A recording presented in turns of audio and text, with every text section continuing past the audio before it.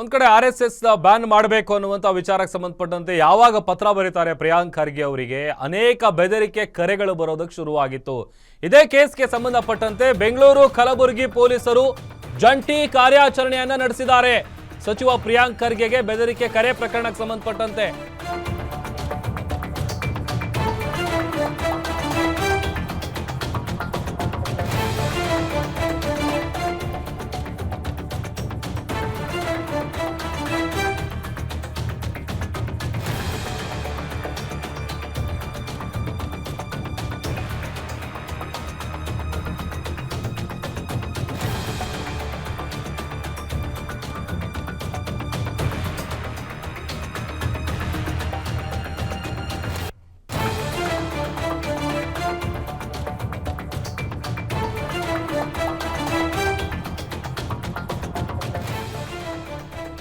ಸಚಿವ ಪ್ರಿಯಾಂಕ್ ಖರ್ಗೆ ಅವರಿಗೆ ಅನೇಕ ಕರೆಗಳು ಬಂದಿತ್ತು, ಬೆದರಿಕೆಯ ಕರೆಗಳು.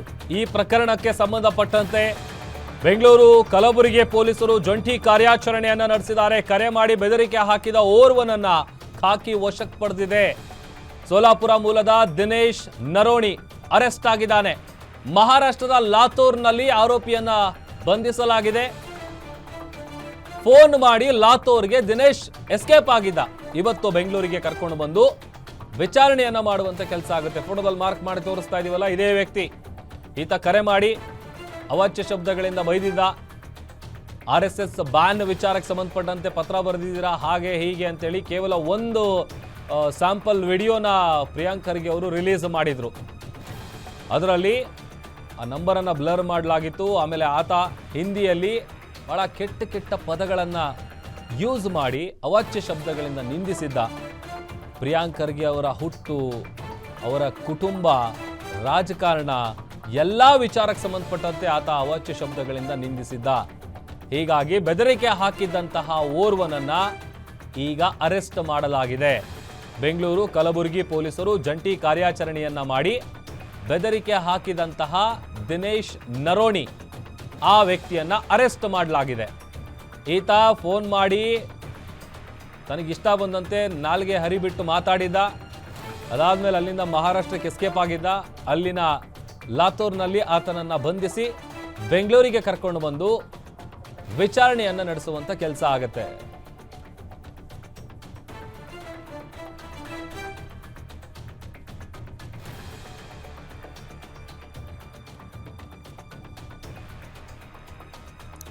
ಇನ್ಫ್ಯಾಕ್ಟ್ ಗ್ಯಾರಂಟಿ ನ್ಯೂಸ್ ಜೊತೆ ಮಾತನಾಡುವಂತ ಸಂದರ್ಭದಲ್ಲಿ ಸಚಿವ ಪ್ರಿಯಾಂಕ್ ಖರ್ಗೆ ಅವರು ಹೇಳಿದ್ರು, ಈ ತರ ಕೇವಲ ಒಂದೆರಡು ಕಾಲ್ಗಳಲ್ಲ, ಹೆಚ್ಚು ಕಡಿಮೆ 800 ಕಾಲ್ಗಳು ಬಂದಿದೆ ಅಂತ.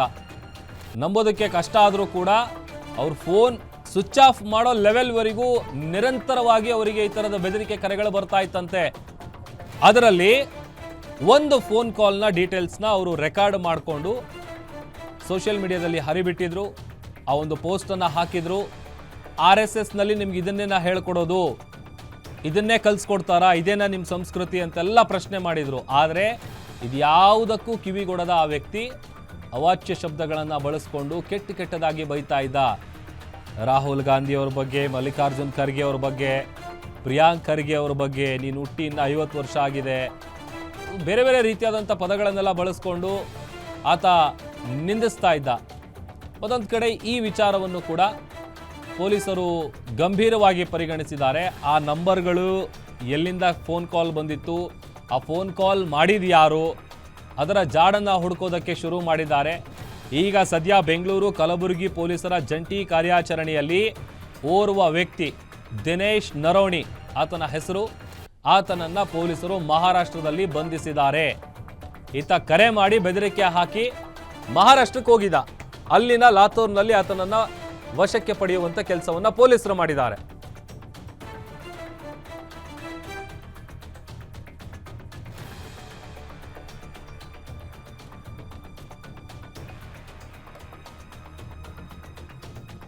ನೋಡಿ, ಆ ಒಂದು ಆಡಿಯೋ ವಿಡಿಯೋ ಏನು ರಿಲೀಸ್ ಮಾಡಿದ್ರು ಪ್ರಿಯಾಂಕ್ ಖರ್ಗೆ ಅವರು, ಅದರಲ್ಲಿ ಸ್ಪಷ್ಟವಾಗಿ ನೀವು ಗಮನಿಸಬಹುದು ಬಹಳಷ್ಟು ಬೀಪ್ ಸೌಂಡ್ ಇತ್ತು. ಯಾಕೆ ಅಂತಂದ್ರೆ ಕಾರಣ ಆತ ಕೆಟ್ಟ ಕೆಟ್ಟ ಪದಗಳನ್ನು ಬಳಸ್ಕೊಂಡು ಬೈತಾ ಇದ್ದ. ಆಮೇಲೆ ಪ್ರಿಯಾಂಕ್ ಖರ್ಗೆ ಅವರು ಪದೇ ಪದೇ ಕೇಳ್ತಾ ಇದ್ರು, ಮೋಹನ್ ಭಾಗವತ್ ನಿಮ್ಮ RSS ಅಲ್ಲಿ ಇದನ್ನ ಹೇಳ್ಕೊಡೋದು, ನಿಮಗೆ ಇದನ್ನೇ ನಿಮಗೆ ಕಲಿಸ್ಕೊಡೋದು, ಅಂತೆಲ್ಲ ಏನೇ ಪ್ರಶ್ನೆ ಮಾಡ್ತಾ ಇದ್ರು ಕೂಡ ಅದು ಯಾವುದಕ್ಕೂ ಕೂಡ ಆತ ತಲೆ ಕೆಡಿಸ್ಕೊಳ್ತಾ ಇರಲಿಲ್ಲ. ಕೆಟ್ಟದಾಗಿ ಬೈತಾ ಇದ್ದ. ಅದು ಪ್ರಿಯಾಂಕ್ ಖರ್ಗೆ ಅವರ ತಂದೆ ಬಗ್ಗೆ, ಅವರ ಕುಟುಂಬದ ಬಗ್ಗೆ ಭಾಳ ಪರ್ಸ್ನಲ್ ಆಗಿ ಮಾತಾಡಿದ ಆತ.